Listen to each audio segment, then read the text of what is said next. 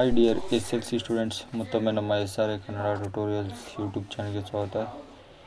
ಈ ಒಂದು ವಿಡಿಯೋದಲ್ಲಿ ನಾನು ವಿಜ್ಞಾನ ಒಂದು ಔಟ್ ಆಫ್ ಮಾರ್ಕ್ಸ್ ತೆಗೆದ ಒಂದು ಆನ್ಸರ್ ಬುಕ್ಲೆಟ್ ತೋರಿಸ್ತಾ ಇದ್ದೀನಿ. ಈ ವಿದ್ಯಾರ್ಥಿ ಆನ್ಸರ್ ಬುಕ್ಲೆಟ್ ಯಾವ ಥರ ಬರೀಬೇಕು ಅನ್ನೋದು ನೀವು ದಯವಿಟ್ಟು ನೋಡಿ.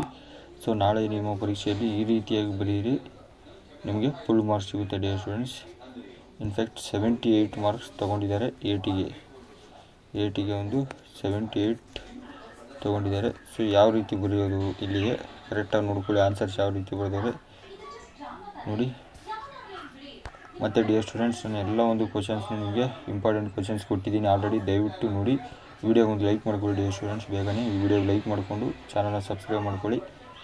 ಆಲ್ರೆಡಿ ನಾನು ನಿಮಗೆ ಎಲ್ಲ ಒಂದು ಶಿಕ್ಷಣ, ಭೌತಶಾಸ್ತ್ರ, ರಸಾಯನಶಾಸ್ತ್ರ, ಜೀವಶಾಸ್ತ್ರ ಎಲ್ಲ ಕಡೆಯಿಂದಲೂ ಇಂಪಾರ್ಟೆಂಟ್ ಕ್ವಶನ್ಸ್ ಕೊಟ್ಟಿದ್ದೀನಿ ಡಿಯರ್ ಸ್ಟೂಡೆಂಟ್ಸ್. ದಯವಿಟ್ಟು ಅಷ್ಟೊಂದು ಮಾತ್ರ ಚೆನ್ನಾಗಿ ಓದ್ಕೊಳ್ಳಿ, ಇನ್ನು ಯಾವುದು ಓದ್ಕೊಳ್ಳೋದು ಬೇಡ.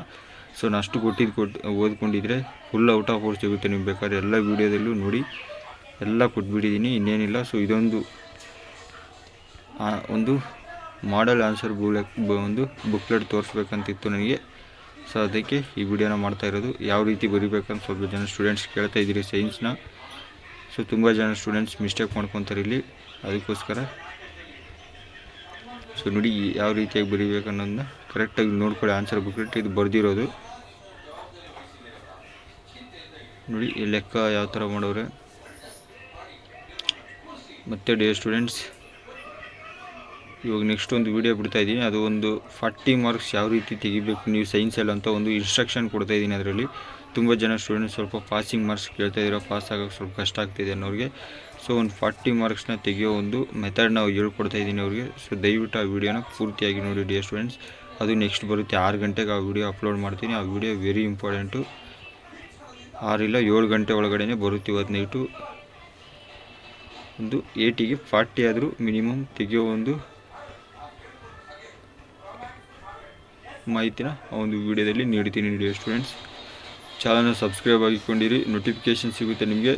ನೋಡಿ ಯಾವ ರೀತಿ ಬರೀಬೇಕು ಅನ್ನೋದನ್ನ ಕರೆಕ್ಟಾಗಿ ನೋಡ್ಕೊಳ್ಳಿ, ಅಬ್ಸರ್ವ್ ಮಾಡಿ ಹೆಂಗೆ ಬರೆದಿದ್ದಾರೆ ಆನ್ಸರು. ನಿಮ್ಮದು ನಾಳೆನೂ ಹಿಂಗೆ ಬರೀಬೇಕಾಗಿರುತ್ತೆ ಡಿಯರ್ ಸ್ಟೂಡೆಂಟ್ಸ್. ಇದು ಸೈನ್ಸು. ಮತ್ತು dear students, third language Hindi ಎಲ್ಲ ರೆಡಿ ಮಾಡಿದ್ದೀನಿ. ನಾಳೆ ಈ ಎಕ್ಸಾಮ್ ಬಂದ ತಕ್ಷಣ ನಾನು ಬಿಡ್ತೀನಿ ಮಧ್ಯಾಹ್ನ ಮೇಲೆ ಆ ವಿಡಿಯೋನ. ಸೊ ದಯವಿಟ್ಟು ಹಿಂದಿ ವಿಡಿಯೋ ವೆರಿ ಇಂಪಾರ್ಟೆಂಟು, ಕ್ವೆಶನ್ಸ್ನ ತೆಗೆದುಬಿಟ್ಟಿದ್ದೀನಿ.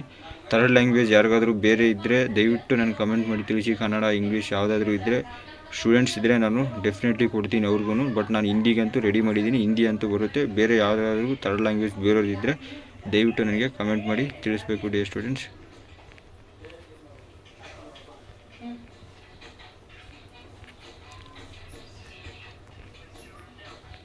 ನೋಡಿ ಸ್ಟೂಡೆಂಟ್ ಯಾವ ರೀತಿ ಎಷ್ಟು ಕ್ಲೀನಾಗಿ ಬರೆದಿದ್ದಾರೆ.